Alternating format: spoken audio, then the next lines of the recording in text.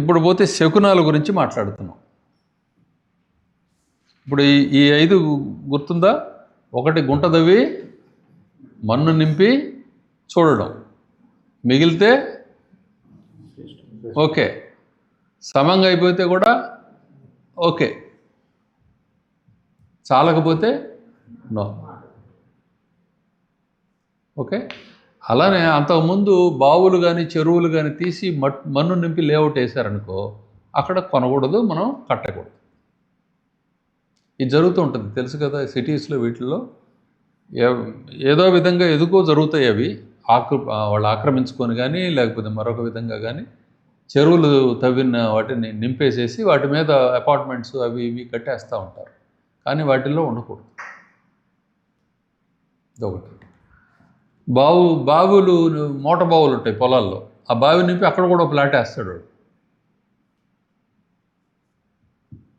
అక్కడ ఇల్లు కట్టకూడదు. అర్థమవుతుంది? ఏంటంటే ఎందుకు కట్టకూడదు అంటే, నీ ఇల్లు చిరకాలం ఉండదు, అక్కడ పగిలిపోద్ది. ఎప్పుడైతే ఇంట్లో ఆ పగలటం అంతా వచ్చిందో అది నీ రక్షణ కవచం కదా.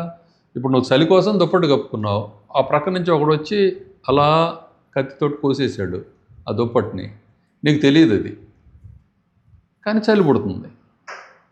సో ఇక్కడి నుంచి ప్రవేశించింది చలి, ఎక్కడ కోసాడో అక్కడి నుంచి చలి ప్రవేశించింది. అదేవిధంగా ఇంట్లో ఆ దృఢత్వం కానీ దాని నిర్మాణం కానీ ఎప్పుడైతే పగిలిపోవటం కానీ క్రింద నేల సరిగా లేకుండా అయిపోయిందో అప్పుడు ఖచ్చితంగా దుష్ఫలితాలు వస్తాయి. ఇది లెక్క. అంటే ఒంటి మీద కప్పుకున్న బట్ట చిల్లులు పడిందో మరొక విధంగా అయిందైతే ఎలా అయితే మనకి అసౌకర్యాన్ని కలగజేస్తుందో ఇది కూడా, ఇల్లు కూడా అంతే. కానీ దీని రిజల్ట్ ఎక్కువ ఉంటుంది. అందుకని ఈ వస్త్రమైనా సరే ఇల్లు అయినా సరే శిథిలమైన దాంట్లో ఉండకూడదు. శిథిల వస్త్రాన్ని కట్టుకోకూడదు.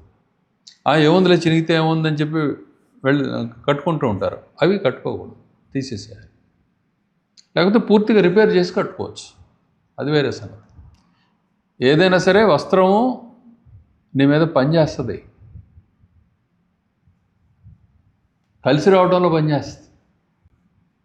అందుకని శుభ్రంగా ఉతికింది చక్కగా ఉన్న వస్త్రాన్ని ధరించాలి. అర్థమవుతుంది? ఇస్త్రీ చేయకపోయినా పర్వాలేదు, ఇస్త్రీ చేస్తే ఇంకా బెస్ట్, చేయకపోయినా పర్వాలేదు, కానీ ఉతికింది దృఢంగా ఉన్న వస్త్రాన్ని, అది పలచటిదైనా దళసరిదైనా ఏదైనా సరే గట్టిగా ఉన్న వస్త్రాన్ని వేసుకోవాలి. అట్లనే రంగు కూడా, ఏ రంగు వేసుకోవాలో ఆ రంగులే వేసుకోవాలి, కూడని రంగులు వేసుకోకూడదు. చిత్ర విచిత్రాలుగా రకరకాలుగా బట్టలు వేసుకోకూడదు. అర్థమవుతుంది కదా. ఇప్పుడు మీరందరూ వేసుకున్నారు తెల్లగా, దీనికి తిరుగులేదు. సర్వకాల సర్వావస్థలకి ఇవి పనికొస్తాయి. అన్నిటికీ మంచి చెడు అని మనం చెప్పుకుంటాం కదా, వీటన్నిటికీ పనికొస్తుంది. ఇది పెళ్ళికి ఇదే, అక్కడ దినము ఇటువంటివి చేసేటప్పుడు కూడాను శాంతి చిహ్నంగా పెద్దలకు మంచి జరగాలనే ఉద్దేశంతో మనం తెల్ల వస్త్రాలే కట్టుకుంటాం. మిగతా సందర్భాల్లో కూడా వైటు, ఎప్పుడు కూడా శ్వేత వస్త్రాలు మంచివి అన్నమాట. ఇలా అంటే ఈ సందర్భం వచ్చింది కాబట్టి వాసము వసనము. వసనము అంటే వస్త్రం, వాసం అంటే ఇల్లు. రెండు ఉత్తమ లక్షణాలు కలిగిన వాటినే తీసుకోవాలి, ఎలా పడితే అలా ఉండకూడదు. గుర్తుపెట్టుకోండి, మీకు కలిసి రావాలన్నా బాగుండాలన్నా. తర్వాత శకునాల దగ్గరికి వచ్చాం. ఇందాకనే ఇది కూడా శకునం కిందకే వస్తుంది, ఒత్తులు అనేది కూడా. కానీ ఇప్పుడు నేరుగా శకునాలు ఇంకా చాలా వాటి గురించి మాట్లాడుతున్నారు. అసలు శకున శబ్దానికి అర్థం ఏమిటి అంటే పక్షి అని. శకునం అంటే పక్షి. అయితే ఈ శకునం అనే మాటని ఆయా లక్షణాలు సూచనలకు కూడా శకునం అనే మాటని వాడతాం. ఇవన్నీ సూచికలు. ఇప్పుడు రాబోయే ఏమిటా సూచికలు? సుశకునములు. మంచి శకునాలు ఏంటో చెబుతున్నారు ముందు. పుణ్యాహం అంటే పుణ్యాహవాచనం అని చెప్పి మనం పంతులు గారు చదువుతారు కదా. ఆ శాస్త్రులు చదివే పుణ్యాహవాచనం ఎక్కడి నుంచి అయినా వినిపించిందనుకో, మనం లేఅవుట్ చేద్దామని అక్కడికి వెళ్ళినప్పుడు, అది మంచి శకునం అన్నమాట. అది రేడియోలో వినపడినాయి, లేకపోతే ఏదన్నా టైప్ రికార్డులో వినపడినాయి, లేకపోతే దగ్గరలో వాళ్ళు ఎవరన్నా కూర్చొని ఏదన్నా కార్యక్రమం చేసుకుంటూ మన చెవిన పడినాయి. అది కనుక పడిందంటే ఆ సమయంలో ది బెస్ట్ అని అర్థం. శంఖధ్వని, ఎవరో అటు జంగం దేవరో ఎవరో వెళుతూ శంఖాన్ని ఎలా ఊదాడు. ఆ శంఖధ్వని వినపడినా కూడాను చాలా శుభశకునం కింద లెక్క. అధ్యయనము, ఎవరో వేదాధ్యయనం చేస్తున్నారు, లేదా చదువు పిల్లలే కొంతమంది కూర్చొని పాఠం చదువుకుంటూ ఉన్నారు. పైకి 1 1 2 2 4 2 3 6 అని పెద్దగా చదువుతున్నారు. అది కూడా అధ్యయనమే. అది వినపడడం మంచిది, అంటే విద్య కాబట్టి. ఏ క్లాస్ అని అర్థం. ఆ భూమి చక్కగా ఫలిస్తుంది అని అర్థం. బ్రాహ్మణులు, బ్రాహ్మణుడు కాదు, బ్రాహ్మణులు. ఓకే, బ్రాహ్మణులు కొంతమంది ఒక గుంపుగా అక్కడ దర్శనం ఇవ్వటం కానీ, లేకపోతే చదువుతూ ఏదైనా కార్యక్రమంలో ఉండటం కానీ మనకు కనిపిస్తే అది చాలా శుభ సూచన. మనం ఎటు అంటే లేవుడు మొట్టమొదట పరీక్ష చేయడానికి వెళ్ళినప్పుడు అప్పుడు పంతులు గారిని వెంట పెట్టుకొని వెళ్ళంగా మనం మామూలుగా ఎవరో ఒకళ్ళిద్దరు ఫ్రెండ్స్ తోటో లేకపోతే పార్ట్నర్స్ తోటో కలిసి చూపించే వాళ్ళు ఉంటారు, ఆ పొలం చూపించేవాళ్ళు, ఆ నేల, వాళ్ళతోటి కలిసి వెళ్తాం. వెళ్ళినప్పుడు ఈ శకునాలు కనపడాలి మనకి. సో ఇవన్నీ తెలిసిన ఆయన కూడా మన ప్రక్కన ఉండాలన్నమాట మనం నేల కొనేటప్పుడు. అర్థమైందా? ఆయన ఊరక రాడు కదండి, ఎందుకు వస్తాడు? నువ్వేమైనా ఊరకు కొంటున్నావా ఏంటి? నువ్వు పని మీదే కొంటున్నావు కదా, ఆయన పని మీదే వస్తాడు. అది మంచిదనమాట, నీకు అన్ని విధాల లాభాన్ని ఇస్తుంది, జయాన్ని ఇస్తుంది. సో బ్రాహ్మణులు ఇది విన్నాం. తర్వాత వీణాధ్వని. వీణ అంటే వీణ ఒక్కటే కాదు, అమ్మ వీణ చెప్పారు ఇప్పుడు నాకు తబలా వినపడింది అనుకోకూడదు. ఏదైనా వాద్యధ్వని, శుభమైన వాద్యధ్వని కనుక వినపడితే, ఒక ఫ్లూట్ కానీ, ఒక వీణ కానీ, ఒక మధ్యలో ఇటువంటివి కానీ చక్కటి సంగీతం అవి కనుక వినిపిస్తే అది కూడా మంచిదే. మీరు ఎటు చూసినా మైకులేనండి, చర్చిలు, గుళ్ళు, మసీదులు, తర్వాత పొలిటికల్ స్లోగన్స్, మధ్యలో అయ్యప్పలు దీక్షలు, అవి ఇవి ఎటు చూసినా ఇవే కదా మనకు కనపడేది. వాటిని కన్సిడర్ చేయకూడదు, గుర్తుపెట్టుకోండి. ఇప్పుడు ప్రజెంట్ ఇప్పుడున్న కాలాన్ని బట్టి వాటిని తీసివేసి అలా వచ్చిన శబ్దాలు ఏవైతే ఉన్నాయో అలా వినిపిస్తే అది మంచిది. అర్థమవుతుందా? రోజు పెడతారు కదా అందులో, అప్పుడు అది దాన్ని తీసుకోవడానికి వీల్లేదు. అప్పటికప్పుడు అది నీకు అట్లా వినిపించాలి. ఎవరో నలుగురు కూర్చొని హాయిగా పాడుకుంటున్నారు. అందుకని మనం ఎందుకు ఈ మంగళవాద్యాలు ఇవన్నీ ఎందుకు పెడతామంటే వీటి కోసం పెడతాం.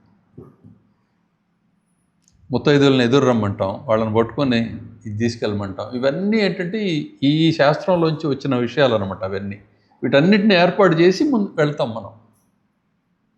ఆవులు, బ్రాహ్మణులు, కన్యలు, ముత్తైదువులు, వేశ్యలు, అంటే అలంకృత వేశ్యలు, అంటే చక్కగా వీళ్ళందరూ కూడా అలంకారం చేసుకొని ఉండాలి. ఎట్లా పడితే అట్లా ఉండకూడదు. స్నానం చేసి చక్కని అలంకారాలతోటి ఒక పూజకి, ఒక మంచి ఫంక్షన్కి వెళ్తున్నట్లుగా తయారవ్వాలి వీళ్ళు. అలా ఈ శుభశకునాలన్నీ వెంట పెట్టుకొని కనపడితే కనుక అక్కడ ఆ నేల చాలా మంచిదని అర్థం. అందుకని లేకపోతే మనం తీసుకెళ్తున్నాం అంతే. ఇప్పుడు అక్కడ తెల్లగా లేదు నేల, ఏం చేయాలంటే గచ్చు చేసి తెలుపు రంగు వేసుకుంటున్నాం. నేల తెల్లగా ఉందా లేదా? అది. అలానే వాసన, అక్కడ తులసి కోట కట్టాము, ప్రక్కనే అగరొత్తులు వెలిగిస్తున్నాం, దీపం పెడుతున్నాం, చక్కగా వాసన వస్తూ ఉంది. ఇది మనం ప్రయత్నంలో మనం చేసేదనమాట. ఇల్లు ఎప్పుడు కూడా అలా ఉండాలి. తర్వాత కొడుకుతోటి కలిసి ఉన్న తల్లి, పుత్రయుతయగు స్త్రీ కనపడవచ్చు. అంటే కొడుకుతోటి బిడ్డను వెంట పెట్టుకొని ఒక తల్లి కనిపించింది, మంచిదని అర్థమైంది. అదే బిడ్డల్ని అందరినీ పోగొట్టుకున్న తల్లి అక్కడ కనపడకూడదు. ఇది ఆపోజిట్ సైన్ అవుతుంది, ఆపోజిట్ సిగ్నల్ అవుతుంది. గురువు, అక్కడ అకస్మాత్తుగా గురువు గారు ప్రత్యక్షమయ్యారనుకో, ఇంకా ఏ క్లాస్ తిరిగేలేదనమాట. అన్నిటిని దాటి శుభశకునం లభించినట్లే. మృదంగ వాద్యము ఇందాక చెప్పాం కదా, వీణ, మృదంగం ఇటువంటివన్నీ కూడా. భేరీ నినాదము, భేరీ అంటే ఇట్లా కొడతారు పెద్దగా, అదనమాట. ఇవన్నీ ఉత్తమ శకునాలు. అట్లానే కన్యలు, అలానే బట్టలు ఉతికి తెచ్చేవాడు అంటే చాకలి, అతని చేతిలో ఇవి కూడా ఉండాలి, బట్టలు కూడా ఉండాలి. అదనమాట చలువ వస్త్రములు తెచ్చువాడు. ఇస్త్రీ చేసినవి కానీ ఉతికినవి కానీ బట్టలు మడత పెట్టుకొని కనిపించాడు అనుకో, తీసుకొస్తున్నాడు అనుకో, ఏ క్లాస్. పరిమళమగు మృత్తులు, పరిమళమైన సాంబ్రాణి అటువంటి ధూపాలు ఇటువంటి ఏమన్నా కూడా వచ్చిన, గంధము, పుష్పాలు, వింజామరలు, వెండి, ముత్యాలు, పగడాలు, అదేవిధంగా తినుబండారాలు, భక్ష్యాలు, తయారైన స్వీట్స్, హాటు, స్వీటు, ఇంకా ఇతర పిండి వంటలు, ఆహార పదార్థాలు అట్లా దర్శనం ఇచ్చినాయి అనుకో, ఇవి మంచివి, ఇవి శుభప్రదమైనవి. ఇవన్నీ ఉంటున్నాయా లేదా మనం చేసే వాటిల్లో? కాకపోతే ఇవన్నీ మనం తయారు చేసి తెస్తున్నాం, సిద్ధం చేసుకుంటున్నాం. అవి నువ్వు అయాచితంగా కనిపించినాయి అనుకో, అప్పుడు ఇంకా చాలా గొప్పదన్నమాట. పశువులు, మృగము, తలగుడ్డ, చందనము, అద్దము, వ్యజనము అన్నవి మిగులు శుభము చేయను. పశువులు అంటే ఆవులు, గేదెలు, పాడి పశువులు అనమాట. అలానే మృగము అంటే జింక, తలగుడ్డ అంటే తలపాగాలు అటువంటి ఏమన్నా కనిపించిన, చందనము అంటే సుగంధ ద్రవ్యం, అద్దము నిర్మలమైన అద్దం ఏదైనా దర్శనం ఇచ్చింది అక్కడ. ఎందుకు ఇస్తుందంటే ఇవ్వచ్చు, చెప్పలే, ఒక్కోసారి అనుభవం కావచ్చు. వ్యజనము అంటే ఇట్లా వీచేది, చామరం, విసనకర్రలు కనిపిస్తే అవన్నీ శుభాన్ని చేస్తాయి. ఇవన్నీ సుఖాన్ని కలగజేసేవి కాబట్టి చేస్తాయి. ఎవడైనా ఫ్యాన్ కొనుక్కుపోతున్నా కూడా మరి అది వ్యజనమేగా. ఏంటంటే ఫ్యాన్ అండి అన్నాడు అనుకో, సరే వెరీ గుడ్, మంచి లక్షణమే ఇది. అది సుఖాన్ని ప్రసాదించేవి ఇవన్నీ కూడా. అట్లనే మాంసం కూడా తినుబండారం. మాంసం కదా అని చెప్పి అనుకోకూడదు, అరే మాంసం కనపడింది మంచి చెడు అనుకోకూడదు. అది చాలామంది తినేది ఆహారం, వాళ్ళకి అది ఆహారం కాబట్టి మాంసము. పెరుగు, పాలు. అట్లనే రాజుగారి వాహనం అంటే గవర్నమెంట్ వెహికల్ ఏదన్నా కనిపించిన, రాజవాహనం, ఛత్రము, గొడుగు కనిపించిన, చేపలు, అది కూడా ఆహార పదార్థాలు కాబట్టి చేపలు, దంపతులు, భార్యాభర్తలు ఇద్దరూ కలిసి వస్తే అది నిండుతనానికి గుర్తు కాబట్టి, సాంప్రదాయానికి, నిండుతనానికి, ధర్మానికి, వీటన్నిటికీ అది గుర్తులు కాబట్టి దంపతులు. ఇరువురు పురుషులు, ఇద్దరు స్నేహితులు అనమాట, వాళ్ళిద్దరు కలిసి వచ్చినా కూడా కనపడి, ఇద్దరు మగాళ్ళు ఏదో పని మీద వచ్చినా అది మంచిదే. ఇవన్నీ కూడాను ఆయుష్ని, ఆరోగ్యాన్ని పెంచుతాయి. గృహ ప్రవేశ ప్రయాణ కాలమునందును, గమన కాలమునందును, అంటే గృహప్రవేశానికి నువ్వు బయలుదేరావు, ఇప్పుడు ఏదో ఒక చోట నుంచి బయలుదేరుతావు కదా, ఆ సమయంలో కానీ, లేదు శంకుస్థాపనకు బయలుదేరావు ఆ సమయంలో కానీ, అర్థమవుతుంది. ఈ సమయాల్లో అట్లనే లేఅవుట్ అప్పుడే నేల వెతికి ఇది మంచిదా కాదా ఇది అని చెప్పి బేరం ఆడటానికి చూడటానికి వెళ్ళావు ఆ సమయంలో కానీ, ఈ శకునాల్లో, ఈ మంచి శకునాల్లో ఏ శకునాలు ఏ కొన్ని వచ్చినా సరే అది ముందుకు వెళ్ళొచ్చని అర్థం ఆ పనిలో. ఈ గృహప్రవేశానికి ప్రయాణం చేసేటప్పుడు అంటే కదిలి వెళ్ళేటప్పుడు కమలములు అంటే పూలు, కమలాలు ఉంటాయి కదా అవి, గీతాధ్వని అంటే ఏదైనా పాటలు పాడుతూ ఉంటే ఆ పాటలు వినపడుతూ ఉండడం, తెల్లని ఎద్దు, బ్రాహ్మణులు, ఏనుగులు, గుర్రాలు, అలానే పెళ్ళిగాని అమ్మాయి, ముత్తైదువులు, గురువుగారి దర్శనం, లేకపోతే ఎదురుగా బృహస్పతి మనకి దర్శనం ఇవ్వడం, దేవగురుడు, ఇవన్నీ కూడాను చాలా మేళ్ళు చేస్తాయి. అలానే గృహారంభ గృహప్రవేశ కాలములందు వేశ్య, అంకుశము. అంకుశం అంటే ఏనుగుని అదుపు చేయడానికి వాడేదాన్ని అంకుశం అంటాం. ముల్లుగర్ర. దీపము, ఒక ల్యాంప్ తీసుకొని ఎవరిని ఎదురైనా, టార్చ్ లైట్ అట్లా వేసుకొని ఎదురైనా కనపడుతున్నా అది మంచిదే. పూలమాల, పుష్పమాలలో కనిపించిన మంచిది. అలంకరింపబడిన బాలికలు, ఎలా పడితే అలా ఉన్నవాళ్ళు కాకుండా చక్కగా తలదూకొని అన్ని అలంకారాలు చేసుకున్న అమ్మాయిలు. వర్షము, గృహప్రవేశ సమయంలో అయితే ఇది, గృహారంభ సమయంలో వర్షం, ఇవన్నీ ఇది తీవ్రమైన వర్షం మంచిది కాదు. గృహ ఆరంభ కాలంలో, గృహం ప్రవేశ కాలంలో వర్షం చాలా మంచిదని చెప్తాము. గృహారంభ కాలంలో అధిక వర్షం, ఆ సమయంలో వర్షం కురుస్తూ ఉండడం మంచిది కాదని యాక్చువల్గా తీసుకుంటాం మనం. ఇకపోతే అపశకునాల గురించి చెబుతున్నారు. ఇప్పటిదాకా మనం శుభశకునాల గురించి చెప్పుకున్నాం. అపశకునాల గురించి చెప్తున్నారు. అంటే ఏవి కనపడ, దుర్వాక్య శ్రవణము అంటే నెగిటివ్గా మాట్లాడటము, ఇతరులను నిందిస్తూ మాట్లాడటము, శాస్త్రాన్ని కానీ పద్ధతులను కానీ విమర్శిస్తూ మాట్లాడటము, లేదు వినకూడని వార్తలు ఏమన్నా వినబడ్డము, ఇదంతా కూడాను మంచికి కాదనమాట. అవి పనికిరావు. అట్లానే మనకి ఎవడైతే పడడో, ఎవరితోటైతే పడదో ఆ సమయంలో వాడు గొంతు ఎక్కడి నుంచి అయినా వినిపిస్తే కూడా అది తప్పు, అది అనవసరం అన్నమాట. కళ్ళు ముంతలు కనపడ్డా తప్పే.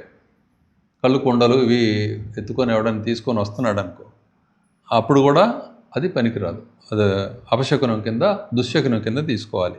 చర్మాలు మంచిది కాదు, చర్మాలు తినరు, అది ఆహారం కాదు. ఎముకలు మంచిది కాదు. ధాన్యం రాల్చి వేసిన తర్వాత దాన్ని గడ్డి అంటాం, అది మంచిది కాదు. ఓకే, గడ్డి మనకు పనికిరాదు అనమాట. అట్లనే గింజ ఒలిచి విత్తనం బయటికి తీసేసిన తర్వాత, అంటే పొట్టు ఉంటుంది కదా, వరి పొట్టు కానీ కంది పొట్టు కానీ ఇంకో పొట్టు కానీ, ఈ పొట్టు కనపడటం కూడా మంచిది కాదు. అలానే పాములు కనపడటం కూడా మంచిది కాదు. ఇక బొగ్గులు కనపడటం అసలు మంచిది కాదు.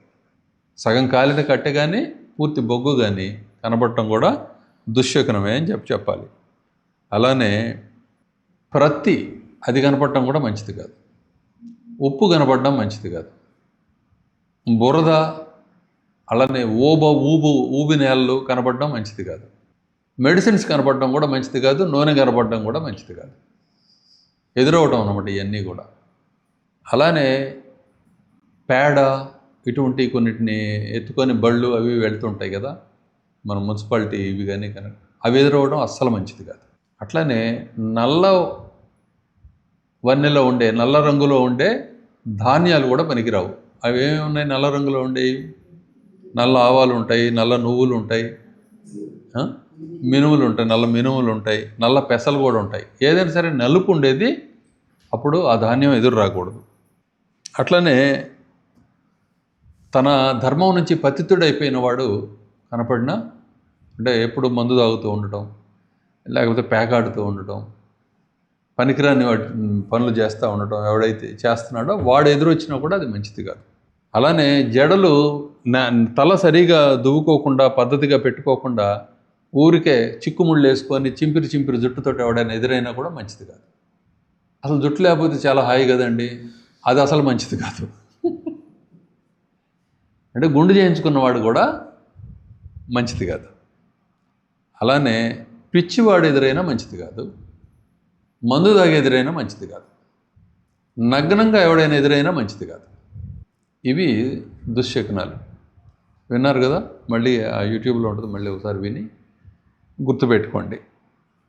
ఇక్కడి నుంచి ఇంక వేరే దీంట్లోకి వెళ్తున్నాం మనం.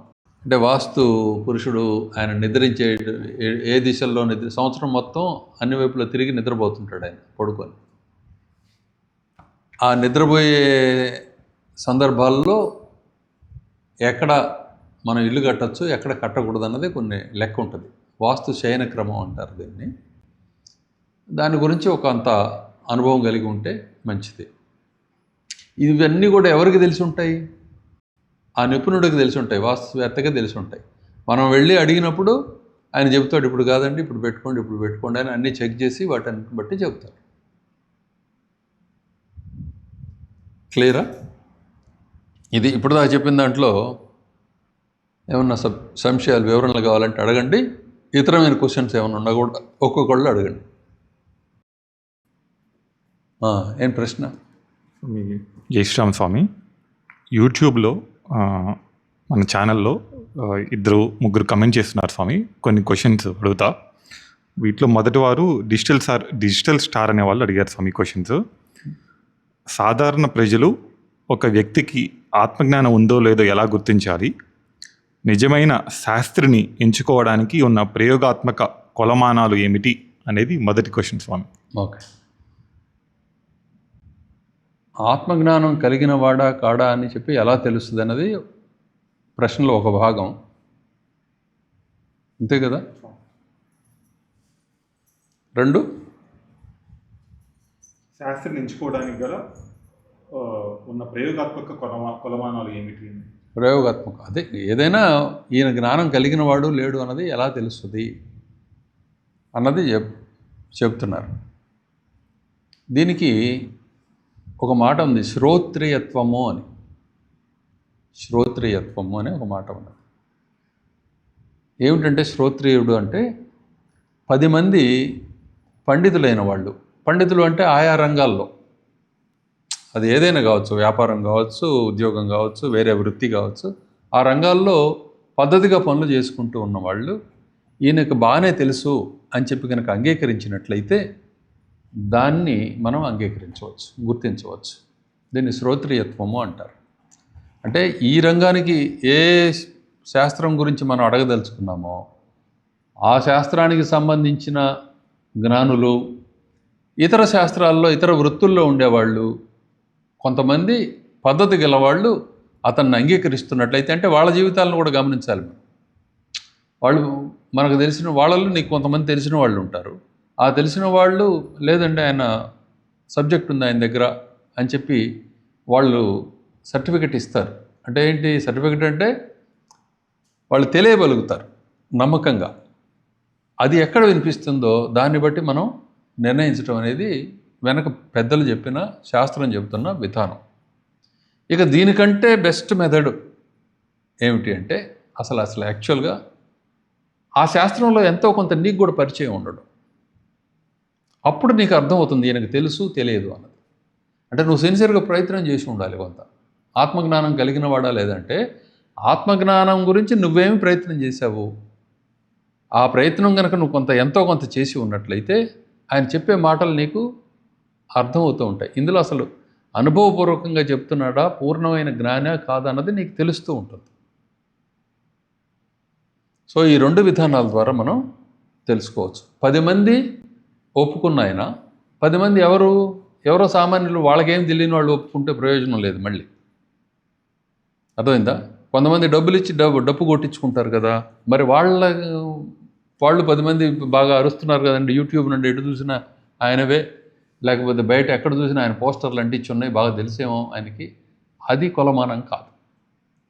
నీవు ఎరిగి ఉన్న వాళ్ళల్లో, అంటే నీకు నేరుగా పరిచయం ఉన్నా, నీకు పరిచయం ఉన్న వాళ్ళకి పరిచయస్తులై ఉండి ఒక పద్ధతిగా జీవితం సాగిస్తూ ఎటువంటి మచ్చ లేకుండా బ్రతుకుతున్న వాళ్ళు ఎవరైతే ఉన్నారో వాళ్ళు 10 మంది ఆయనకు తెలుసండి, ఆయనకు ఇదే అని చెప్పి కనుక చెబితే అక్కడ తీసుకోవచ్చు.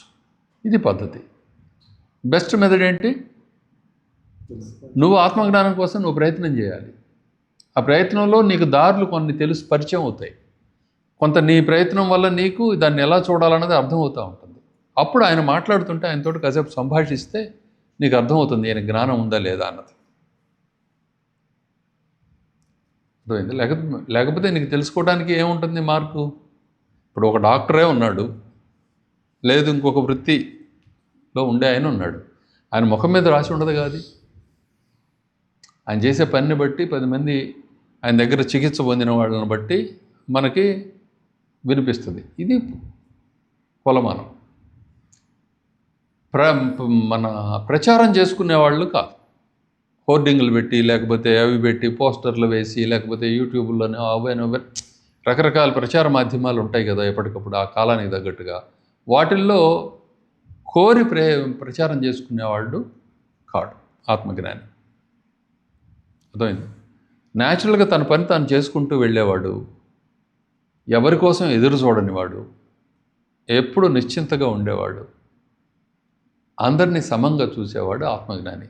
అటువంటి వాడు నీకు పరిచయం అయితే గొప్పదే విషయం. అది ఎలా తెలుస్తుంది ఇతడు సమానంగా ఉన్నాడో లేదని? ఆయన దగ్గరికి వెళితే కదా నీకు తెలిసేది, ఆయనతోటి సాంగత్యం చేస్తే కదా తెలిసేది. కాబట్టి ఆ యూట్యూబ్లో ఆ కామెంట్స్లో అడిగిన ఈ ప్రశ్నకి సమాధానం ఇది. ఇప్పుడు మీరు ఇక్కడ కూర్చున్న మీలో ఈ విన్న సమాధానం అర్థమైందన్న వాళ్ళు చేతులు ఎత్తండి. ఓకే, ఇందులో ఏమన్నా సంశయం ఉంటే ఆ అడిగిన ఆయన సంశయం మీ నోటి నుంచి వస్తుంది సుమారుగా, ఏమన్నా ఉంటే అడగండి. ఇప్పుడు ఆరు వింటారు, ఆయన నేరుగా ఇక్కడ లేరు కదా, అక్కడ కామెంట్స్లో అడిగారు. మరి ఆయన ఇంటరాక్ట్ కావడానికి మనతో లేరు కాబట్టి ఆయన తరఫున మీలో ఎవరైనా అడగచ్చు. ఇప్పుడు విన్న దాంట్లో వచ్చి విధానాలు ఇవి 3 విధానాలు చెప్పాను, అర్థమవుతుందా? ఒకటి, నువ్వు ప్రయత్నం చేయటం ఆత్మజ్ఞానం కోసం. ఆ ప్రయత్నం చేసినందువల్ల ఇతడు ఆత్మజ్ఞాన కాదన్నది నీకు అర్థమవుతుంది. అర్థమైంది? నువ్వు హైదరాబాద్ వెళ్ళదలుచుకున్నావు, హైదరాబాద్ నువ్వు వెళ్ళే ప్రయత్నం నువ్వు మొదలు పెడితే ఆ దారిలో నీకు నేను హైదరాబాద్ వెళుతున్నానండి అని చెప్పాను ఎవరో ఒక ఆయన కలుస్తాడు. కలిసినప్పుడు ఆయనకి హైదరాబాద్ వెళ్ళడం గురించి ఎంత తెలుసో ఆయనతోటి ముచ్చట్లో నీకు అర్థమవుతుంది. ఇంకో నలుగురితో మాట్లాడితే ఎవరికి ఎంత తెలుసో నీకు తెలుస్తుంది. ఇది ఆత్మజ్ఞాన ప్రయత్నంలో జరిగేది. క్లియరా? తర్వాత ఆ దారిలో చాలామంది కనిపిస్తారు, అందరూ హైదరాబాద్ వెళ్ళరు, హైదరాబాద్ దాకా కూడా కనిపిస్తుంటారు. కానీ వాళ్ళల్లో హైదరాబాద్ ప్రక్కనే ఉండి హైదరాబాద్కి పోనివాడే ఉంటాడు. గుర్తుపెట్టుకోవాలి, వీడికి హైదరాబాద్ దగ్గరలో ఉన్నాడండి, వాడు కాడు, వెనక ఎప్పటి నుంచో బయలుదేరి హైదరాబాద్ వెళ్ళేవాడు ఉంటాడు. అట్లా ఇది ఎగ్జాంపుల్స్ అమ్మా. ఎందుకంటే హైదరాబాద్ చెబుతారు, అమరావతి చెప్పొచ్చు కదా అనమాట. ఎగ్జాంపుల్ అంతే. ఏదైనా చెప్పుకుంటాం, అది కాకపోతే పొడపాడు అంటాం, లింగంగుంట అంటాం, మరో ఊరు అంటాం, అంతే. ఓకే, ఇది పరిస్థితి. అది ఒక విధానం, నీకు నువ్వు ప్రయత్నం చేయటం. 2, 10 మంది ఆ విషయాల్లో ఉండేవాళ్ళు ఆయన గురించి ఒప్పుకోవటం. 3, నువ్వు వెళ్ళి ఆయనతో నేరుగా కొంతకాలం పాటు గడపటం. ఏదో వినిపించింది పేరు, వెంటనే నువ్వు డిసైడ్ చేసుకోనక్కర్లా, వెళ్ళి కొంతకాలం ఆయనతో గడిపితే నీకు అర్థం అవుతుంది. అంతే కదా. ఇంటరాక్షన్ ఎలా తెలుస్తుంది? మంచి చెడులు ఎలా తెలుస్తాయి? అది. నెక్స్ట్ 3 ప్రశ్నలు స్వామి పగుళ్ళ గురించి అడిగారు స్వామి, గోడ పగుళ్ళ గురించి అడిగారు. నెక్స్ట్ 3 ప్రశ్నలు ఒకేసారి నేను చదువుతాను స్వామి. సాధారణంగా జరిగే పగుళ్లకు మరియు వాస్తుదోషం వల్ల వచ్చే పగుళ్లకు తేడాను ఎలా గుర్తించాలి? గోడ పగుళ్ళు వంటి దోషాలను సరిచేయటానికి శాస్త్రం చెప్పే నిర్దిష్టమైన నివారణలు, రెమెడీస్ ఏమిటి? పురోహితుడు లేకుండా సామాన్యులు కూడా చేసుకోగలిగే ఆ పద్ధతి ఏమిటి? అది పూజ. 2 ప్రశ్నలు ఇక్కడ. ఒకటి, గృహానికి కట్టడంలో లోపాల వల్ల, కట్టే నిర్మాణ క్రమంలో వచ్చే లోపాల వల్ల ఏర్పడే పగుళ్ళు ఉంటాయి. అర్థమవుతుందా? అలానే ప్రకృతి ఉత్పాతాల వల్ల కలిగే పగుళ్ళు ఉంటాయి.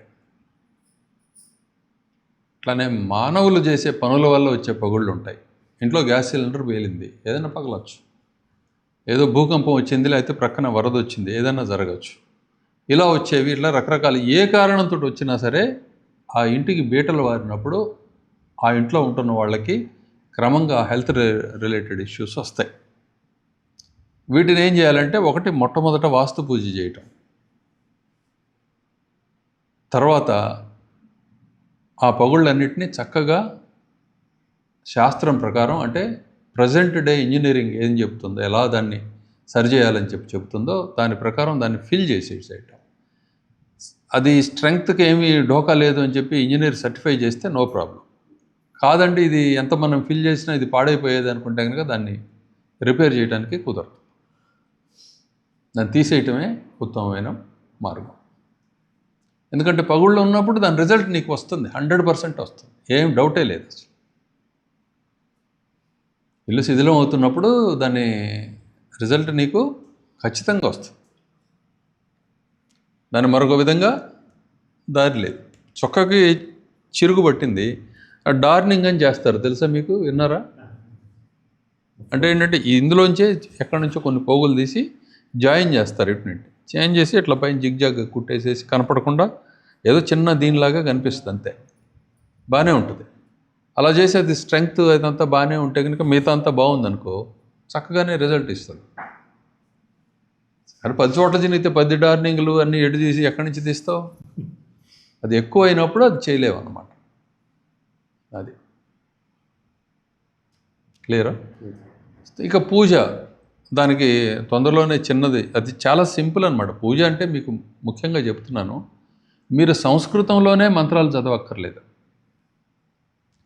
తెలుగులో చక్కటి వాక్య నిర్మాణంతో నేను పూజ క్రమాన్ని నేను ఇస్తాను. దాన్ని మీరు భావన చేసినా సరే ఆ పది జరిగినట్లే. దాన్ని, ఆ భావనల్ని మీరు అనుకుంటూ ఆ నివేదనలో ఆ దీపం వెలిగించడం, ఆ పూజా విధానాలు మనకి మన సాంప్రదాయంలో ఉన్నవి ఏవైతే ఉన్నాయో అవి చేసినట్లయితే వాస్తు పురుషుడు సంతోషిస్తాడు, ఏమి సందేహం లేదు. మంత్రంలో ఉండేది కూడా ఒకటి శబ్దము, 2 భావ ప్రకటన, 2 ఉంటాయి అందులో. ఆ శబ్దం ద్వారా అది నిర్దిష్టంగా ప్రకటితం అవుతుంది. అర్థమైందా? శబ్దానికి కూడా మళ్ళీ బలం ఉంటుంది. దీన్ని, ఆ భావనని, ఆ శబ్దాలని ఏ భాషలో అయినా నిర్దిష్టంగా నువ్వు తయారు చేయొచ్చు. అది నేను ఇస్తానని చెప్తున్నాను కాబట్టి మీకు భయం లేదు. ఆ మాటలో ఏం లేదు. ఆ వాస్తు పురుషునికి నమస్కారము అన్న, ఓం వాస్తు పురుషాయ నమః అన్న ఒకటే అర్థం. సలాం అన్నా నమస్కారం అన్నా ఒకటేగా, శాల్యూట్ అన్నా కూడా ఒకటేగా. అర్థమైందా? నువ్వు సలాం అన్నావు నమస్కారం అనలేదు అని ఎవడైనా కోపడతాడా? రోజు సలాం అని ఆయన వచ్చి సలాం అండి అన్నాడంటే నమస్కారం పెట్టాడని అర్థం. నమస్కారం పెట్టే ఆయన నమస్కారం అనే మాటతో వాడే ఆయన నమస్కారం అంటే సలాం రోజు కొట్టించుకున్న ఆయన నమస్కారం పెట్టాడు కదా, తృప్తి పడతాడు. వాస్తు పురుషుడైనా అంతే, ఏ దేవత అయినా అంతే. నీ ఉద్దేశం నీకు ఇక్కడ ముఖ్యం. నీ ఉద్దేశంలోని స్పష్టత ముఖ్యం. ఏంటి? స్పష్టత. ఇది ముఖ్యం. ఇది పూజ గురించి అర్థం చేసుకుంటే ఇక వాస్తు పురుష వర్ణన ఉంటుంది. ఆ వర్ణన ఎలా చేయాలో నేను చెప్తాను. దాని ప్రకారం చేస్తే పూర్ణమైన వైదిక విధానంలో నువ్వు చేసినట్లే అవుతుంది. ఎవడు చెప్పినా నమ్మక్కర్లా, ఆథెంటికేటెడ్గా చెప్తున్నా. అంటే మళ్ళీ మీకు సందేహాలు, వాళ్ళు మా ఫలానా ఆయన వద్దన్నారండి, ఇలా కరెక్ట్ కాదన్నారు, ఇది వైదికం కాదన్నారు, ఇటువంటి మాటలన్నీ వస్తాయి. తత్వం తెలిసిన వాడు ఎవ్వడు అండు, పరమజ్ఞానం కలిగిన వాడు ఎవ్వడు కూడా అటువంటి మాటలు అన్నాడు. కేవలము వేషము, సాంప్రదాయం అనే ఆ దానికి, ఆ మతం మత్తులో పడిపోయిన వాళ్ళు మాత్రం రకరకాలుగా మాట్లాడతారు. విషయం ఒకటే గుర్తుపెట్టుకోండి, మనం వాస్తు అని చెప్పి మాటతోటి మనం చెప్తున్నాం శాస్త్రాన్ని. ఇది ఒక ప్యాటర్న్, ఇది ఒక ఆల్గరిథం. దీన్ని బ్రహ్మదేవుడు ఇచ్చింది. ఇది అంటే దేవతలు, ప్రధానమైన దేవతలు ఇచ్చింది ఇది. దీనికి తిరుగు ఉండదు, అన్ని ఇందులో వచ్చి లీనమైపోవాల్సిందే. అర్థమవుతుందా? ఆ స్థితి నుంచి మాత్రమే ఏదైనా ఇవ్వబడుతుంది. దీన్ని తిరుగు లేకుండా వాడుకోవచ్చు, గుర్తుపెట్టుకోండి. ఎవరైనా వాళ్ళు ఇచ్చిన విధానాలని, ఆ శబ్దాలను మాత్రమే గుర్తుపెట్టుకొని వాటిని మేము రక్షిస్తున్నామనే పేరుతోటి ఎవరైనా ఏదైనా మాట్లాడితే వాళ్ళు కొంత దూరమే వచ్చి కొన్ని పనుల్లో మాత్రమే ఉండి ఆగిపోయారు. వాళ్ళు ఏ అధిపతులైనా కావచ్చు, పీఠాధిపతులు కావచ్చు, ఆశ్రమాధిపతులు కావచ్చు, లేకపోతే ఒక మతానికి వాళ్ళే ఇప్పుడు ముఖ్యంలో అయి ఉండొచ్చు కాక, విషయం తెలియని వాళ్ళు. అర్థమవుతుందా? బుద్ధుడింట్లో పుడితే బుద్ధుడు అవుతాడా ఏంటి? లేకపోతే వేషం వేసుకుంటే అవుతామా? కావు. గుర్తుపెట్టుకోండి. నేను అధికారినంత ఒక రాజుగారి ఇంట్లో పుట్టాడు, రాజుగారింట్లో రాజే పుడతాడని చెప్పలేము ఈ రోజుల్లో. పనికిరానాడు పుడతాడు, లేకపోతే మరి రాజ్యాలన్నీ వాళ్ళ చేతుల్లోనే ఉండేవిగా. ఇప్పటికీ చక్కగా పరిపాలిస్తుండేవాళ్ళు, అందరూ హాయిగా ఉండేవాళ్ళు కదా. అక్కడ దెబ్బతిన్నవి కాబట్టే ఇన్ని అవసరాలు వచ్చినాయి. అర్థమైందా? ఏ వ్యాపారవేత్త అయినా సరే ఇంకా నా కుటుంబం నా తరతరాలు ఇట్లనే పెరుగుతా పోతారని చెప్పి చెప్పగలరా? నీ తాత పెరగలేదు, నీ ముత్తాత పెరగలేదు, నువ్వు ఒక్కడవే పెరిగావు, నీ కొడుకు ఎట్ట పెరుగుతాడు అనుకున్నావు? ఎందుకు మిస్ అయ్యావు ఈ లాజిక్? నీకు వ్యామోహం ఉంటే ఉండొచ్చు నీ పిల్లల మీద, ప్రేమ ఉంటే ఉండొచ్చు, కానీ ప్రేమ వ్యామోహాల వల్ల పనులు కావు. ప్రేమగా నువ్వు కొంత ఆస్తిని ఇవ్వగలవు నువ్వు సంపాదించిన దాంట్లో, ఇదిగో బిజినెస్ని ఇవ్వగలవు ఆస్తితో పాటుగా. బిజినెస్ వేరు ఆస్తి వేరు సుమా, గుర్తుపెట్టుకోండి. బిజినెస్ వేరు ఆస్తి వేరు. వాడు ఆస్తి తీసుకుంటాడు, నిలుపుకోగలుగుతాడో లేదో తెలియదు. బిజినెస్ తీసుకుంటాడు, నడుపుతాడో లేదో తెలియదు. మీ అనుభవంలో ఉందా లేదా ఇది? కాబట్టి వేషం వేసినంత మాత్రాన వాళ్ళు కారు. ఎంతోమంది లాయర్ కోటు వేసుకొని ఆ కోర్టు చుట్టూ తిరుగుతూ ఉంటారు. అందరూ లాయర్లా ఏంటి? కాదు. దాన్ని అడ్డం పెట్టుకొని బ్రతుకుతున్నారు, లేకపోతే ఏదో చెప్పుకుంటున్నారు చాలామంది. కొద్దిమందే అడ్వకేట్స్ ఉంటారు, కొద్దిమందే న్యాయవేత్తలు ఉంటారు, న్యాయమూర్తులు ఉంటారు, అందరూ కారు. అర్థమవుతుందా? ఇది బాగా గుర్తుపెట్టుకోండి. ఇది ఎవరిని ఒకళ్ళని విమర్శించడానికి కాదు, మిమ్మల్ని మీరు ఉద్ధరించుకోండి అని చెప్పి చెప్తున్నాను నేను. మీరు దానివల్ల ఏం ప్రయోజనం పొందుతారు? నిన్ను నువ్వు ఉద్ధరించుకుంటే నువ్వు వెలిగితే కదా 10 మందికి వెలుగునివ్వగలవు. నువ్వు వెలగకుండా ఎవడ వెలుగులోనో నీ దీపాన్ని అటు ఇటు ఎంత తిప్పి చూపించినా నువ్వు వెలగడం లేదు కదా.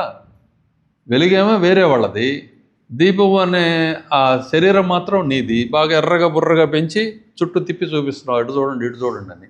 ఏం ప్రయోజనం? ఆ దీపాలు లేకపోతే నీకే లేదు వెలుగు. నువ్వు వెలుగు, ముందు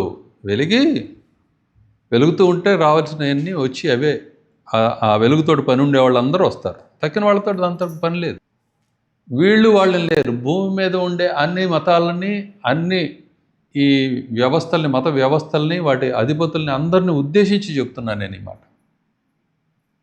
వాడు అన్నది లేనే లేదు, గుర్తుపెట్టుకోండి. సాధికారికంగా చెప్తున్నాను. ఉషాబ్రహ్మం గారని ఒకళ్ళు, ఈ ఉషాబ్రహ్మం అని వేరే యూజరు ఇట్లా కమెంట్స్ పెట్టారు స్వామి. జ్ఞానికి వాస్తు అవసరం అంటారా అనేది మొదటి ప్రశ్న స్వామి. వాస్తు ప్రకారం నిర్మాణం చేసుకొని ఇబ్బందులు పడే వారికి మీరు ఇచ్చే సలహా సెలవివ్వగలరా స్వామి? ఇప్పుడు ఆ ప్రశ్నలో ఆయన అడిగిన దీని నుంచి అడుగుతున్నారు, జ్ఞాని అనే ఆయనకి వాస్తు అవసరమా అంటే, ఈ వాస్తు శాస్త్రాన్ని అందరినీ శాస్త్రాలన్నిటినీ కూడాను మాట్లాడిన అందరూ జ్ఞానులే. చెప్పిన ఆయన జ్ఞాని, విన్నాయన జ్ఞాని. జ్ఞానం పొందడం కోసమే ఈ శాస్త్రాన్ని ఇచ్చారు. ఇది బాగా గుర్తుపెట్టుకోవాలి మొట్టమొదట. ఇక జ్ఞానికి ఎందుకు అవసరము అంటే, ఆత్మహితం కోసం అవసరం. పూర్ణ జ్ఞానం కలిగిన తర్వాత వాస్తుశాస్త్రం అవసరం లేదు, ఏ శాస్త్రంతో కూడా పని లేదు అని చెప్పాను. కోరిక ఉన్నవాడికే ఇవన్నీ అవసరం, కోరిక లేనివాడికి అవసరాలు ఏముంటాయి? కోరిక లేనివాడు జ్ఞాని. అసమర్థుడై కోరికను చంపుకున్నవాడు కాదు. కోరిక అనేది అసలు ఎటు చూసినా కనపడకపోవడం, కోరిక యొక్క స్వరూపం మాయమైపోయిన వాడు జ్ఞాని. వాడికి శాస్త్ర ప్రయోజనం అనేది ఏమీ లేదు, ఎందుకంటే అదే చర్మస్థితి పరమస్థితి కాబట్టి అది పొందిన తర్వాత ఇంక దాంతో పనే ఉంది. ఇవన్నీ ఊతకర్రలు. ఈ ఊతకర్రలు ఎంతసేపు వాడతాం, చేతిలో పట్టుకొని ఉంటాం. ప్రయాణం చేసినంతసేపు ఊతకర్ర ఉంటుంది చేతిలో, ఆ తర్వాత చేతికర్ర పక్కకు పడేస్తాం కదా. ఇది అంటే జ్ఞానికి అవసరమా అన్నది. తర్వాత వాస్తు ప్రకారం నిర్మాణం చేసుకొని ఇబ్బందులు పడేవారికి మీరు ఇచ్చే సలహా సెలవివ్వగలరా స్వామి? వాస్తు ప్రకారము అన్న దాంట్లో 100% వాస్తు ప్రకారం అది కట్టబడిందా లేదా అన్నది మనం నిర్ణయించలేము. ఆయన అనుభవం ఎటు ఉంటుందో మనకు తెలియదు. వాస్తు ప్రకారమే కట్టుకున్నాను, నాకు బాగాలేదు అంటున్నారు. మీకు తెలిసిన వాస్తు ఏమిటో అదొకటి. ఇక వాస్తు ప్రకారమే కట్టుకున్నప్పటికీ కూడా జాతకం అనేది ఒకటి ఉంటుంది. అది పూర్వకర్మల యొక్క ఖాతా. ఆ ఖాతాను అనుసరించి, ప్రస్తుత కర్మలను అనుసరించి ఫలితాలు వస్తూ ఉంటాయి. ఆ ఖాతా సరిగా ఉందో లేదన్నది కూడా ముఖ్యం. ఆ ఖాతా సరిగా లేనప్పుడు రక్షణనిచ్చేది వాస్తు. ఇది రక్షణను మాత్రమే ఇస్తుంది, సపోర్ట్ మాత్రమే చేస్తుంది. మంచి పనులు చేయాలనుకున్నప్పుడు ఇది సాయం చేస్తుంది. కానీ పాత అకౌంట్ని తీసివేయదు, పాత అకౌంట్ని మాడిఫై చేస్తుంది. ఇక అటువంటి అకౌంట్ జనరేట్ కాకుండా నిన్ను రక్షించి ఉత్తమమైన పనుల్లోకి తీసుకువెళ్తుంది. కానీ పాత అకౌంట్కి నువ్వు సమాధానం చెప్పాల్సింది. ఇప్పుడు మీరు ఒక ఫ్యాక్టరీయో లేకపోతే ఒక బిజినెస్ ఉంది, ఏదో రాంగ్ పాలసీస్ వల్ల లాసుల్లోకి వెళ్ళింది. ఎవరో ఎక్స్పర్ట్ వచ్చి ఈ పాలసీస్ కరెక్ట్ కాదు, ఇలా మార్చుకోండి పాలసీస్ అని చెబితే పాలసీస్ మార్చుకున్నారు. పాలసీస్ మార్చుకున్న దగ్గర నుంచి లాభాలు రావటం మొదలైనవి. పాత లాసులు ఎక్కడికి పోతాయి? ఈ ఎగ్జాంపుల్ని మీరు అర్థం చేసుకుంటే సమాధానం వస్తుంది. ఇంకా సందేహాలు ఉంటే మళ్ళీ ప్రశ్నించండి. నెక్స్ట్, వారే స్వామి వాళ్ళ అభిప్రాయం వ్యక్తం చేస్తున్న తర్వాత ధ్యానంతో ఎలాంటి వాస్తు సమస్యలైనా ఎదుర్కోవచ్చు అనుకుంటున్నాను స్వామి. మన ఆలోచనలు సరి అయిన విధంగా సాత్వికంగా ఉండాలనుకుంటున్నాను స్వామి. ఇవన్నీ మీరు చెప్పే సమాధానాల్లో మీకు వచ్చే సమాధానం ఏదైతే నేను ఇస్తున్నానో దీన్ని మీ వ్యక్తిగతమైన స్థాయిలో తీసుకొని దాన్ని మీరు హర్ట్ కాకుండా ఉండాలి. ధ్యానము అనేది నువ్వు దేన్ని ధ్యానిస్తున్నావు అన్న దాని మీద ఆధారపడి ఉంటుంది. ఒక కోరిక ఉన్నప్పుడు ధ్యానం ఉంటుంది, కోరిక లేనప్పుడు ధ్యానం ఉండదు, సమాధి ఉంటుంది. సమాధిస్థుడు గురించి మీరు మాట్లాడుతూ ధ్యానం గురించి చెప్తూ ప్రస్తావన చేస్తూ ఉన్నారు. సమాధిస్థుడు తనలో తాను ఉండేవాడు, తాను తప్ప అన్యమైంది ఏమీ కనపడనివాడు. అటువంటి వాడే జ్ఞాని. వాడికి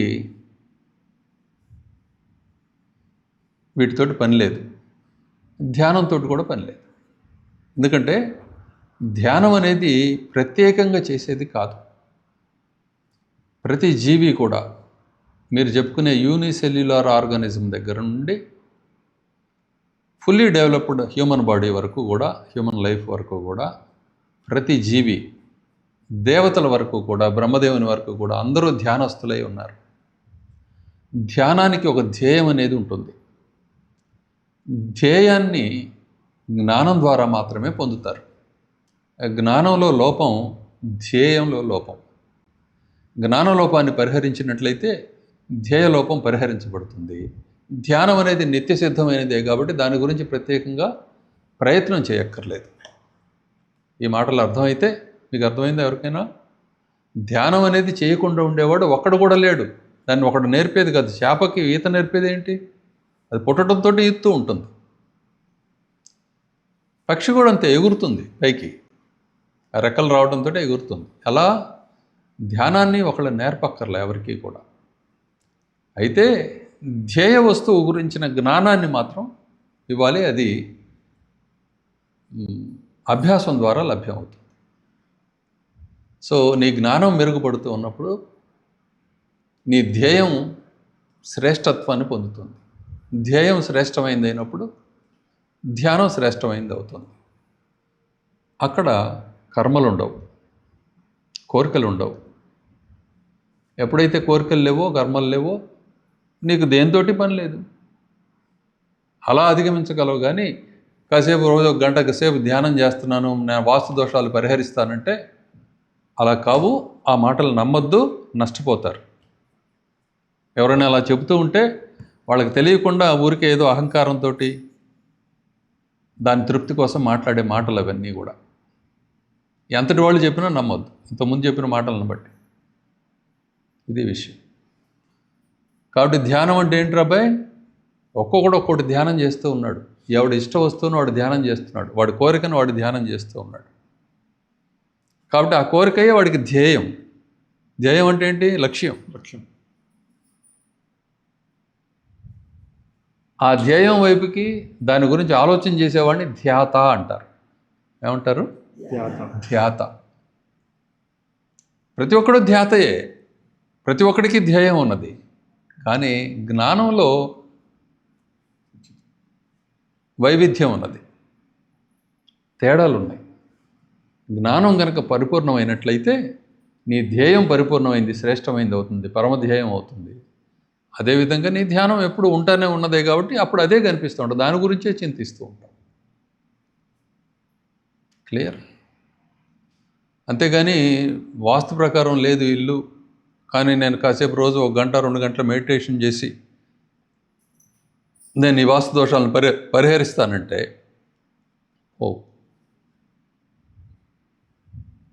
ఇంకా వాళ్ళకి సలహా ఏముంది?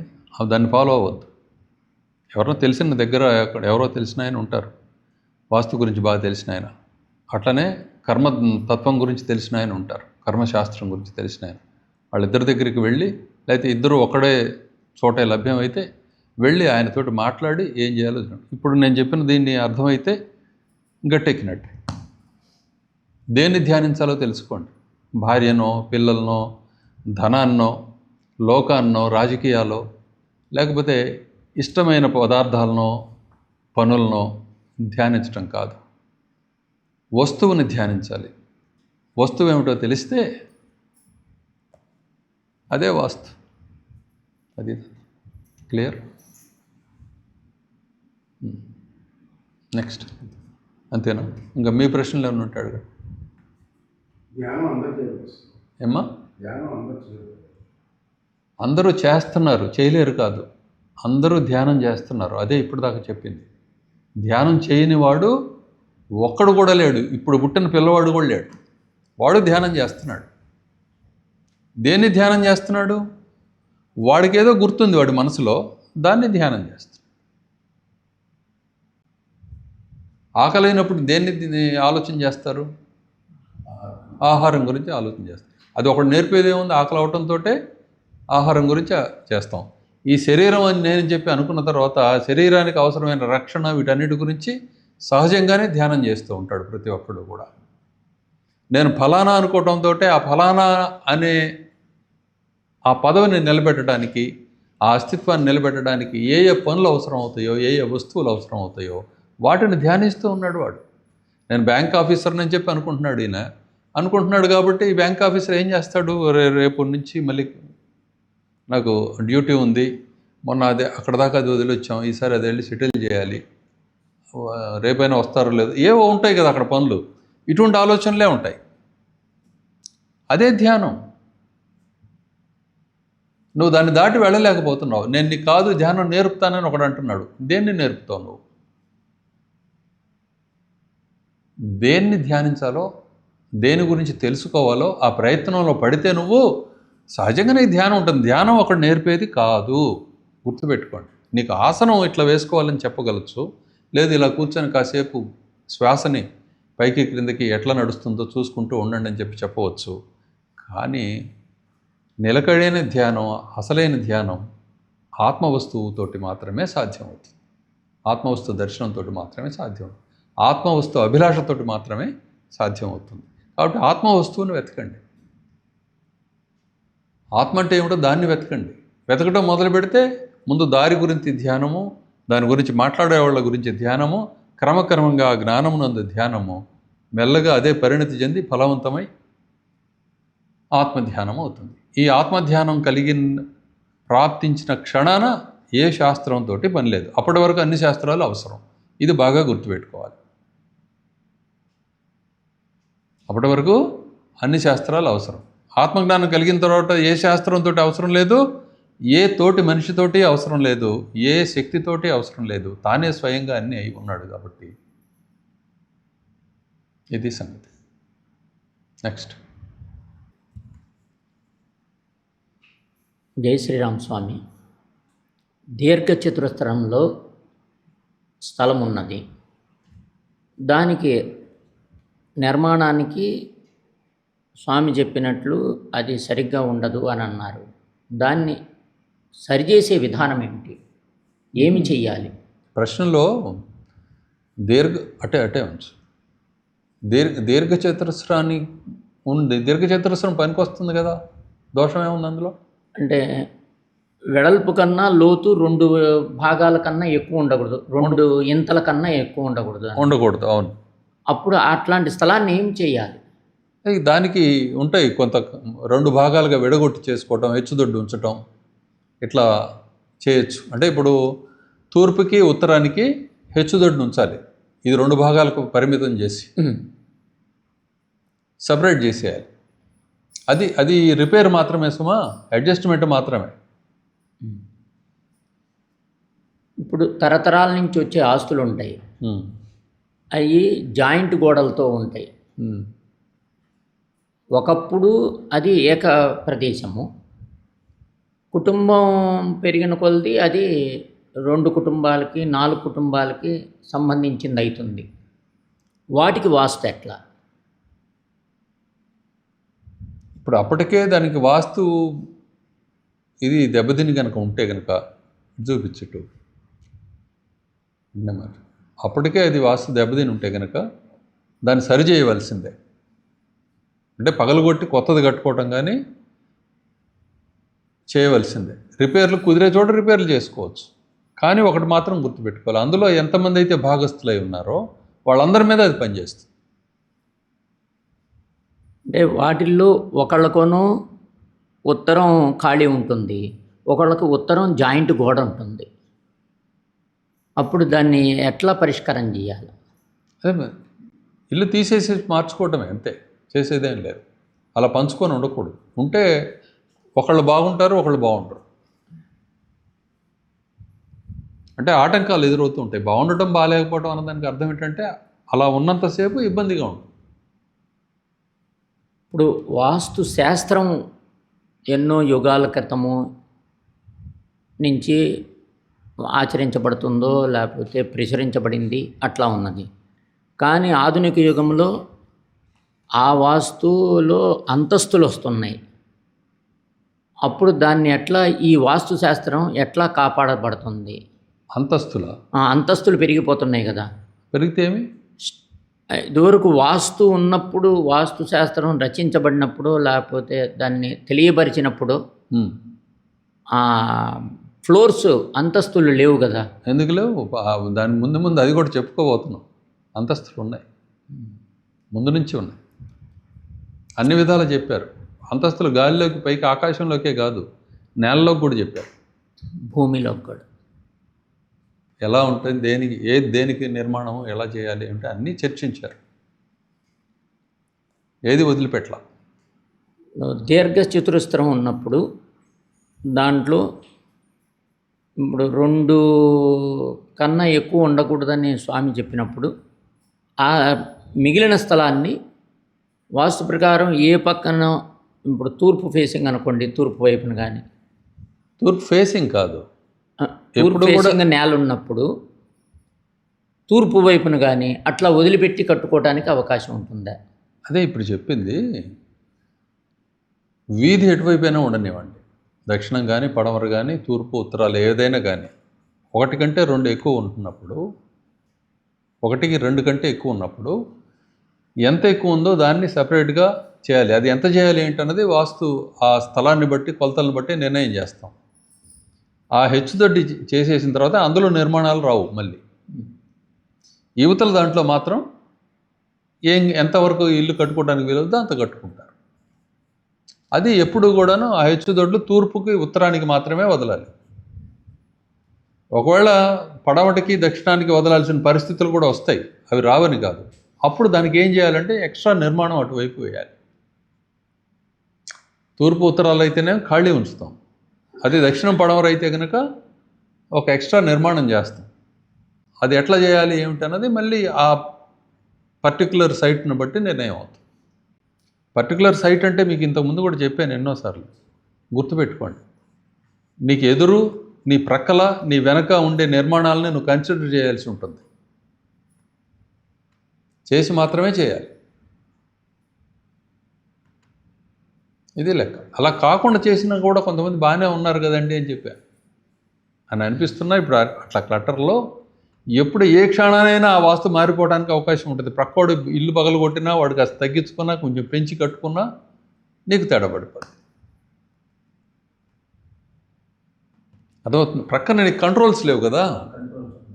ఓ 10 ఏళ్ళు, 15 ఏళ్ళు, 20 ఏళ్ళు, 25 ఏళ్ళు ఒక తరంలో ఒక తీరుగా ఉంటుంది. రెండో తరం వచ్చేటప్పటికి వాళ్ళ అవసరాలు ఏవో పెరిగి మారిపోతూ ఉంటాయి. ఆ మారిపోయిన అవసరాలను అనుసరించి వాళ్ళు ఏవో మార్పులు చేస్తారు. దానికి నువ్వు కూడా గురవుతున్నావు, అది విషయం. అది మంచి కావచ్చు, చెడు కావచ్చు. మళ్ళీ రెండు ఖచ్చితంగా దెబ్బతింటావని చెప్పలేము. ఒక్కోసారి నీకు అక్కడి నుంచి దశ తిరగచ్చు.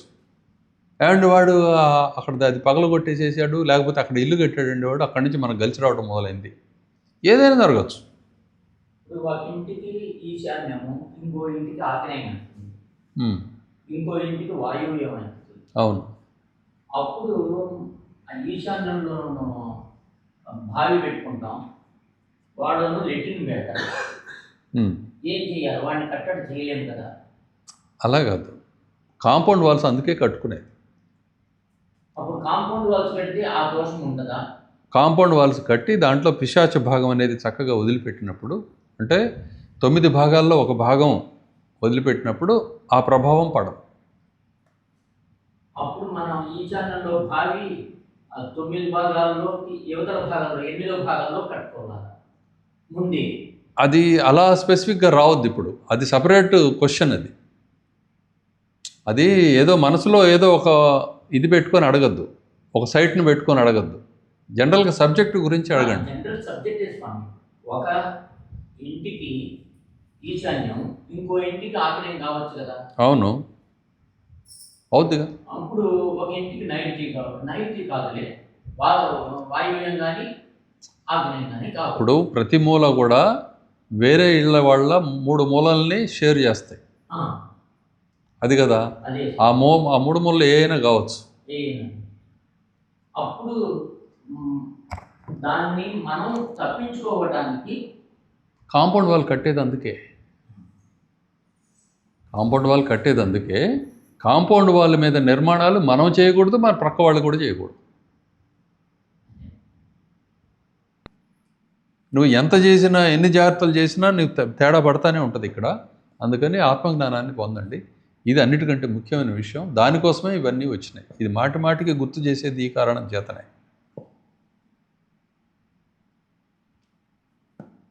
క్లియరా? క్లియర్ స్వామి. మీకు ఒక్కటే గుర్తుపెట్టుకోండి, మనకి చాలా మేలు చేయబోయే అంశం మనకు నచ్చదు. ఎందుకంటే అది కష్టంగా ఉంటుంది. ఎందుకు నచ్చదు మనకంటే, ఇప్పుడు దాకా నువ్వు ఏ కర్మలైతే చేసి ఎటువంటి ప్రకృతిని అయితే నీ స్వభావంగా తెచ్చుకున్నావో అది ఒప్పుకోదు. అది చావడానికి అది ఎందుకు ఒప్పుకుంటుంది?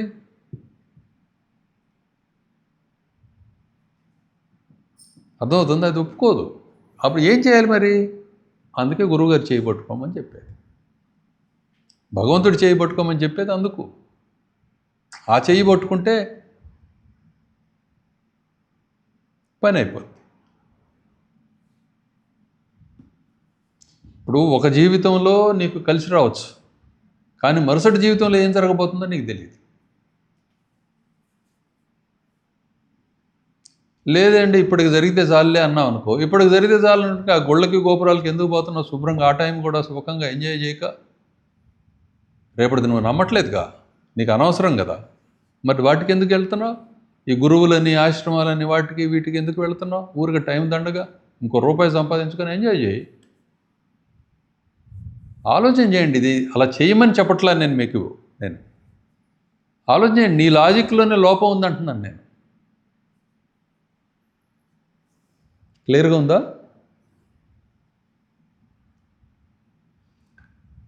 అది సంగతి. కాబట్టి వాస్తు శాస్త్రం నేర్చుకుంటున్నాం, కానీ వాస్తు శాస్త్ర ప్రయోజనాన్ని పొందడం వేరేది.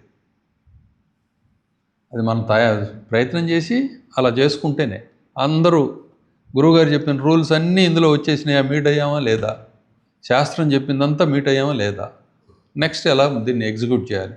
ముందు మీకు సంకల్పం కావాలి. మనసు ఉంటే మార్గం ఉంటుందని ఒక మాట ఉంది, ఎప్పుడు వింటున్నాం కదా మనం ఇది చేయాల్సిందే అనుకున్న తర్వాత ఎవళ్ళ స్థాయి నుంచి వాళ్ళు, ఎవరికి కావాల్సింది వాళ్ళు, వాళ్ళ ప్రిపరేషన్స్లో వాళ్ళు ఉండిపోతారు, అంతే పని జరిగిపోద్ది. ఇకపోతే మరి ఇల్లు ప్రాప్తం లేనివాడు ప్రస్తుతం ఇందులోకి రాడు. కానీ ప్రాప్తం లేనివాడు ప్రాప్తానికి అతీతుడైన ఆయన చేయి పట్టుకున్నాడు అనుకో, వచ్చినట్టే. అన్ని ప్రశ్నలకి సమాధానం చెప్పాం మీకు, అన్ని సమస్యలకి సమాధానం చెప్పాను.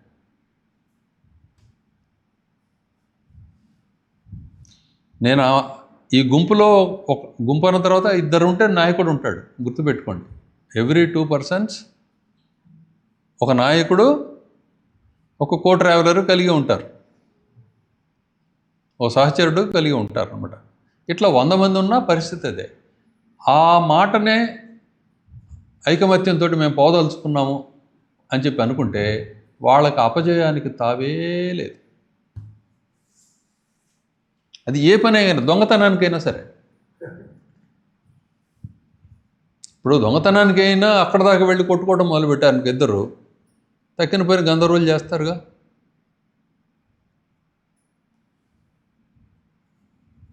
అర్థమైందా?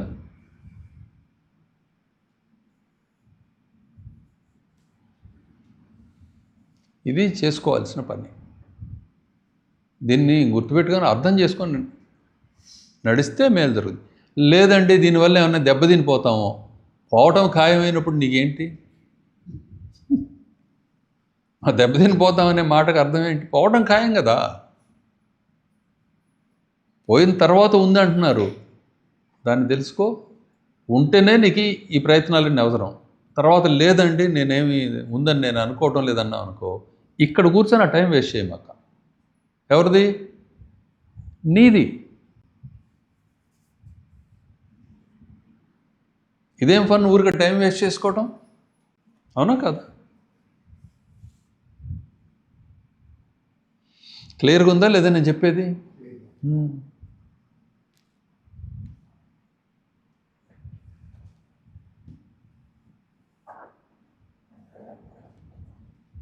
వాస్తు వల్ల శకునం వల్ల మంచిదే కానీ చెడు లేదు. ఏమ్మా? వాస్తు వల్ల శకునాల వల్ల మంచిగా జరుగుతుంది కానీ చెడు జరగదు. మంచిగా వాస్తుంటే మంచి శకునం అయితే మంచి జరుగుద్ది. వాస్తు బాగాలేకపోతే, శకునం బాగాలేకపోతే ఆ రాబోయే ఫలితం మనకి ఇష్టంగా ఉండదు, నష్టం జరుగుద్ది, తప్పనిసరిగా జరుగుద్ది. కాబట్టి నా లాభ నష్టాలకు అతీతంగా వెళ్ళాలి, అది చెప్పేది. దానికోసం ఇవన్నీ చేస్తున్నాం. మళ్ళీ మాటికి నేను చెప్తానే ఉన్నా, ఇది మీకు ఊరికి వాస్తు గోల్లో పడిపోవద్దు. వాస్తు మనకు అవసరం, కానీ ఎందుకు చేస్తున్నాము దీన్ని అన్నది స్పృహ మాత్రం మీకు కావాలి. డబ్బు బాగా కలిసి వస్తుంది, డబ్బుకి పరిమితి ఉంది, దానికి అవసరానికి దాన్ని వాడే విధానం ఉంది, అంతవరకే చూడాలి నువ్వు. తర్వాత ఏం చేసుకుంటావు? నువ్వు ఇందాక చెప్పాను కదా నీకు, ఆ పైన ఉన్నది ఏం చేస్తావు? నువ్వు తినేది గిద్దకు పైన వండింది ఏం చేస్తావో చెప్పు. ఇంకోటి పెట్టే బుద్ధి లేదు కదా నీకు, ఏం డౌట్ లేదు కదా అందులో. ఏం చేస్తావో చెప్పు. అదే ఇంకోటి పెట్టే ఉద్దేశం లేక పారేస్తున్నావు, అది కూడా చూడండి. అన్నం అంటే అన్నం కాదు, ఏదైనా విషయాలు అది ఊరికే ఒక ఉదాహరణ మాత్రమే భోజనం అనేది. క్లియర్? జై శ్రీరామ్ స్వామి. తిప్పు నన్ను అటు తిప్పు. ఇప్పుడు గౌతమ్ గారు అడిగిన ప్రశ్న, ఇప్పుడు సైట్ మరింత ఉంది. ఇప్పుడు పక్కన వాళ్ళు ఏదైనా చేసిన గోడ కానిచ్చేదని చేసిన వాళ్ళు 9వ భాగం వదిలిపెట్టకుండా గోడ కానిచ్చేదని చేశారనుకో, ఆ దోషం దీన్ని తగలకుండా ఉండాలంటే ఎంత వదిలిపెట్టుకొని మనం నిర్మాణం చేసుకుంటే ఆ దోషాలు తగలకుండా ఉంటాయి. ఈశాన్యంలో బావి తెస్తున్నారు. నిజం, సైట్ పెద్దది ఉన్నప్పుడు ఇప్పుడు నువ్వు అన్నట్లుగా కొంత చేసుకోవచ్చు మనం. చుట్టూ అప్పుడు ఖాళీలు వదులుకొని చేసుకోవాలి. మరి 4 పక్కల కూడా ఖాళీ వదలకూడదని కూడా చెప్తున్నానుగా. దానికి కూడా లిమిటేషన్ ఉంటుంది మళ్ళీ. అదే ఒకవైపు చూస్తాం, రెండో వైపు అర్థమైందా? అందువల్ల ఇవన్నీ మనం ఎంత చేసినా నీళ్ళను ఎదిపి పెట్టడానికి చేసే ప్రయత్నం అనమాట. ఇది గాలిని చేతితో ఆపి నిలబెట్టాలని చేసే ప్రయత్నం ఇది కాదు, ఏదో విధంగా పాడైపోతూ ఉంటుంది. అందుకని ముందు మీరు 10 మందే, ఎక్కువ మంది అవసరం లేదు, 10 మందే చిన్నది, ఒక 2 ఎకరాలు 3 ఎకరాలు 4 ఎకరాలు తీసుకోండి, పర్ఫెక్ట్గా వదలండి. భవిష్యత్తులో చుట్టూ రాబోయే కాలనీలు కానీ ఏమన్నా వచ్చినాయి అనుకుందాం, ఊహిద్దాం అట్లా కాసేపు. వచ్చినా కూడా దీని వాస్తు దెబ్బతినకుండా ఉండేట్లుగా తయారు చేసుకోండి. దీని మటుకు ప్రహరీగా ఆ? తీసుకొని వేసుకునే దానికి ప్రహరీ ఉంటుంది కాబట్టి ఏ దోషాలు ఉండదు. అదే దానికి ఏం కావాలంటే అది సపరేట్, ఆ సబ్జెక్ట్ వచ్చినప్పుడు దాన్ని డిస్కస్ చేస్తాం, అదే. ఎందుకు ఇట్లా చేస్తున్నాం ఏంటి అన్న. ఇప్పుడు ఊరికే అట్లా గాలిలో మనం చెప్పలేము, అదే చెప్పినా అది నిలబడదు మీ మనసుల్లో కూడా. ఆ ప్రాక్టికల్గా మనకి విషయం వచ్చినప్పుడే శాస్త్రం అంతా దాంట్లో చెప్తా ఉన్నప్పుడు బాగా అర్థం అవుతుంది. అందుకని మీ కేస్ స్టడీస్ వాళ్ళ ఇళ్ళైనా తీసుకురావచ్చు, లేకపోతే ఇంకొకటి తెలిసింది ఏదైనా తీసుకురావచ్చు. ఆ పేర్లు చెప్పకుండా మనం మాట్లాడుకోవచ్చు. అదే. జై శ్రీరామ్. ప్రతిదానికి ఎంతో కొంత ఏదో ఒక రిపేర్ చేసుకోవడానికి కొంత అవకాశం ఉంటుంది. కానీ అది బాగా గుర్తుపెట్టుకోండి, అది తాత్కాలికంగా చేసే పని, అది శాశ్వతమైన పని కాదు. పారాసిటమాల్ అంటారు, పారాసిటమాల్ రోగాలకి మందు కాదుగా, జ్వరానికి కంట్రోల్కి మందు, అది అంతవరకే. దాంట్లో ఇంక వేరే ప్రయోజనాలు ఏమున్నాయి? సో నేను పారాసిటమాల్ ట్యాబ్లెట్ వేసుకున్నానండి, పడుకున్నానంటే ఎందుకు వచ్చిందో రోగం, అది దానికి మందు పడకపోతే తగ్గదు కదా, లేకపోతే దానికి చేయాల్సిన పని ఏదో చేయకపోతే తగ్గదు కదా. చాలామంది చెబుతారు, ఏమంటే పారాసిటమాల్ వేసాను తగ్గిపోయిందని. నువ్వు వేసుకోకపోయినా తగ్గేది. అంటే జ్వరము అక్కడ దాకా నీకు కొంతసేపు ఇబ్బంది పెట్టుద్ది, కాదంట్లా ఆ లక్షణం. కానీ పారాసిటమాల్ వల్ల నీకు ఇన్ఫెక్షన్ తగ్గలా, టెంపరీగా ఆ బాధ నుంచి కొంత ఉపశమనం కలిగింది అంతే. ఇప్పుడు కొత్తగా చెబుతున్నది ఏంటంటే, నువ్వు వెంటనే పారాసిటమాల్ వేయమాకండి, వెంటనే నొప్పులు బిళ్ళ వేయమాకండి, వెయిట్ చేయండి అని చెప్పి చెబుతున్నారు. ఎందుకు? శరీరం దాని అంతటా అది ఆ పని చేస్తూ ఉన్నప్పుడు నువ్వు మధ్యలో అనవసరంగా జోక్యం చేసుకొని విచిత్రమైన పరిస్థితులను శరీరంలో కలగజేయమాకమని చెప్పి శాస్త్రం చెబుతుంది, వైద్యశాస్త్రం. అవును సార్. నిన్న పగలు ఒళ్ళు అలిసిపోయింది, రాత్రి ఒక గంట ముందే ట్యాబ్లెట్ వేసుకున్నా, రెస్ట్లోకి వెళ్ళి ట్యాబ్లెట్ అదే ట్యాబ్లెట్ వేసుకోవాలి, వేసుకోకుండా రెస్ట్లోకి వెళ్ళాం, చాలు, అది దానికి సరిపోయిందిగా. అది రెస్ట్ తీసుకుంటే అది మళ్ళీ యథాస్థితికి వస్తుంది. కానీ ఎప్పుడు రాదు సుమా, గుర్తుపెట్టుకో. అది కుర్ర వయసులో ఆరోగ్యవంతుడైన వాడు అలసిపోయి జ్వరం వస్తే రెస్ట్ తోటి సెట్ అయిపోద్ది. కానీ వయసు పెరిగేకుంది రాదు. రబ్బరు ఫస్ట్ కొనుక్కొచ్చుకున్నప్పుడు ఎట్లా అంటే టాప్ మన తగులుద్ది, దెబ్బ కూడా చురుకుమని కూడా అంటుంది. కొంతకాలం గడిచిన తర్వాత ఇట్లా అంటే మేలకుండా అది కూడా అట్లే ఉంటుంది, ఇంకేముండదు. ఇప్పుడు ముసలితనం అటువంటిది. మీకు తెలుస్తుంది కదా, మీ చర్మం ఒకప్పుడు ఇలా పించి చేస్తే పట్టుకుంటే తీయగానే వెంటనే యథాస్థితికి వెళ్ళిపోద్ది. ఇప్పుడు కాస్త సమయం తీసుకుంటుంది ఆ ముడతలు క్లియర్ కావటానికి. అది వయస్సు, దాన్ని నువ్వేం చేయలేవు.